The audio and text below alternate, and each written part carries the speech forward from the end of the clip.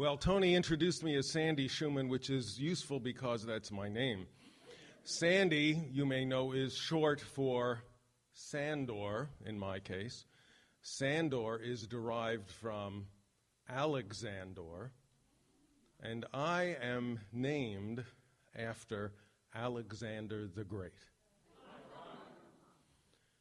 You should ask, why would a nice Jewish boy from New York be named after Alexander the Great?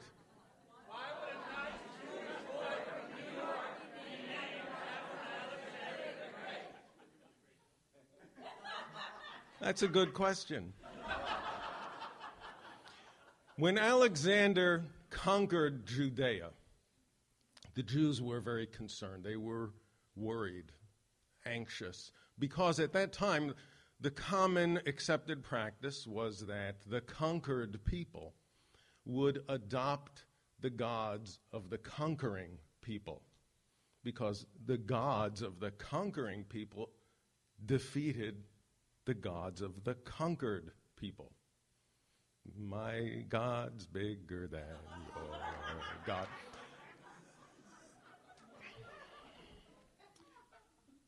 The Jews didn't want to do that. So they appealed to Alexander. They said, we want to continue to worship our own God and follow his laws. And Alexander considered this. He learned about the Jewish God. He studied the Jewish laws. And he said, hey, this is good stuff you've got here. You can keep your laws. You can continue to sacrifice to your God. You don't have to adopt the Greek gods. The Jews were very thankful. They were relieved. In appreciation, they said, Alexander, we would like to honor you in some way. We will name our children after you. 2,300 years later,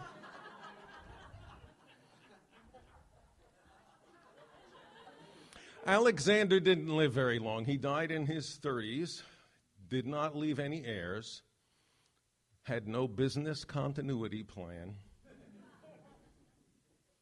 So his generals divided up his lands among themselves. And they passed those lands on to their heirs.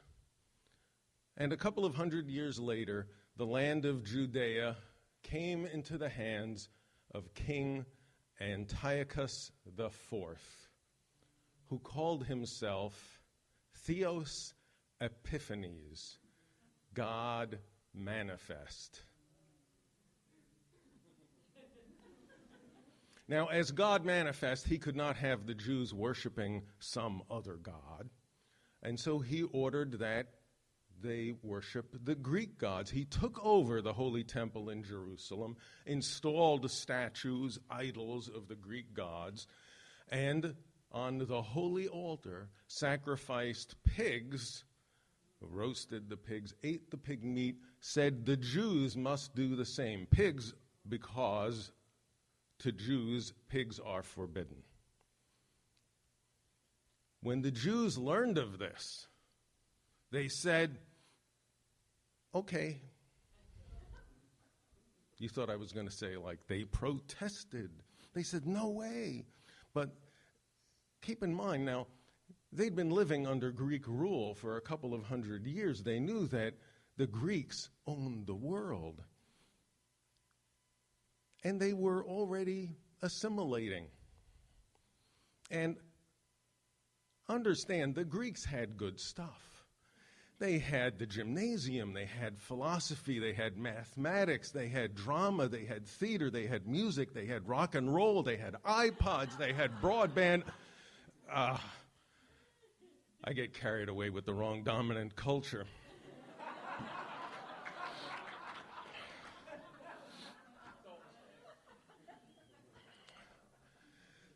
Assimilation was the way forward. Hellenism was the way forward.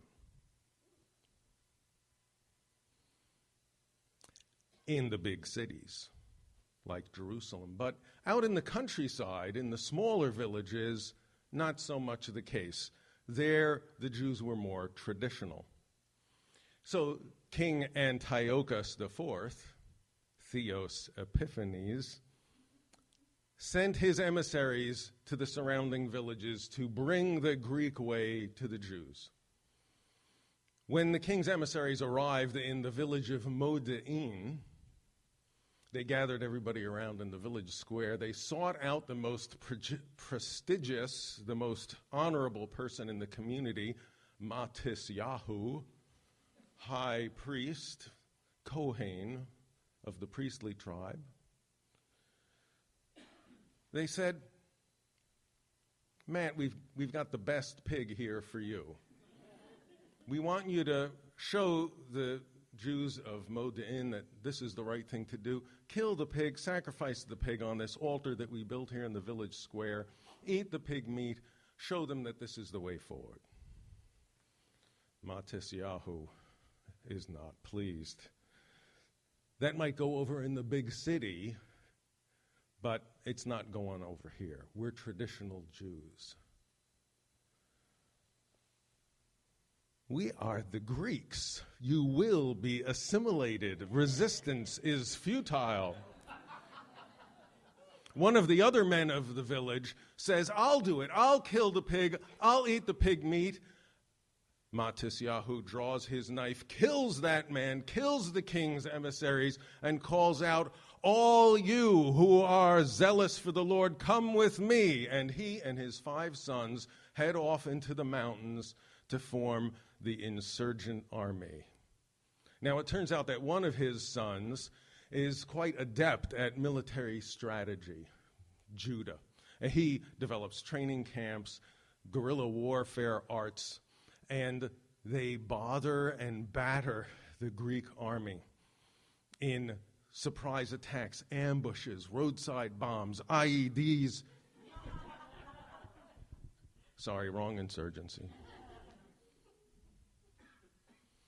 But and they get a reputation. This unrelenting pounding that they give the Greeks gives them the reputation as the hammers. In the local language, the Maccabees. King Antiochus IV, Theos Epiphanes, is not to be moved. We'll stay the course. But after 3 years, the Greeks are getting weary, popular support is waning. Judah and the Maccabees enter Jerusalem, they retake the Holy Temple, they cleanse it of Greek idols, they install a new altar, and restore ritual sacrifice to the Holy Temple. They are so proud of their accomplishment that they celebrate a dedication of the Holy Temple just as when it was first constructed. And since they weren't able to celebrate the fall harvest festival because they were busy fighting, they celebrate a belated Sukkot, the fall harvest festival, a week-long holiday, and they make an 8-day-long celebration which they call dedication. And they declare that this holiday, this celebration of dedication, will be celebrated every year by all Jews. You might know that better by the Hebrew word for dedication, Chanukah. Fast forward a few hundred years, the Romans have destroyed the Holy Temple, they've conquered the Jews, and dispersed them. The community of Jews in Babylonia decides they really need to do something to preserve their culture. They need to codify the writings and record their oral traditions. And as they review this material, they come across this story of Chanukah, which is observed every year. And they see this victory of the few against the mighty, the triumph of the weak against the strong. And they think, wow, if the Babylonians examine what we're teaching our children, they're going to think we're feeding them this history so that they one day will hope to rise up against the dominant culture and gain their independence. This is too dangerous. What are we going to do? will change the story. And so they said when Judah and the Maccabees regained the Holy Temple, they cleansed the temple, and they wanted to relight the menorah, the 7-branched lampstand in the Holy Temple, which was to be kept burning day and night. They searched the Holy Temple for the supply of pure olive oil with the seal of the Kohen Gadol, the high priest. And they found just one jar. Now, some argued that they should take a little bit of the oil from that jar and pour it into the menorah each day of the 8-day celebration. It would burn for an hour or so, and the rest of the day it would be dark. And after 8 days, they'd be able to obtain a new supply of pure olive oil and then have it lit continually. But others argued, let's fill it for the first day, have it burn all day long that first day of the celebration, and then it'll go dark. We'll wait 7 more days, and then we'll get a new supply. They won the argument. They filled the oil cups. It burned brightly for the first day, and at the end of the first day, it continued to burn. And after the second day, it continued to burn, and after the third day, it continued to burn. All 8 days, that oil lasted. The oil that was supposed to last only 1 day lasted instead for 8. It was the miracle of the oil, the festival of lights. They saved the story for a new dominant culture. We fast forward again. We've changed the story again. Given the attractive holiday of Christmas, we've taken this little minor holiday of Chanukah and made it into a major holiday with gifts and songs and decorations and community celebrations, because we're different, but we don't want to be too different, and we don't want to be too much the same. It's that same and different, never-ending story.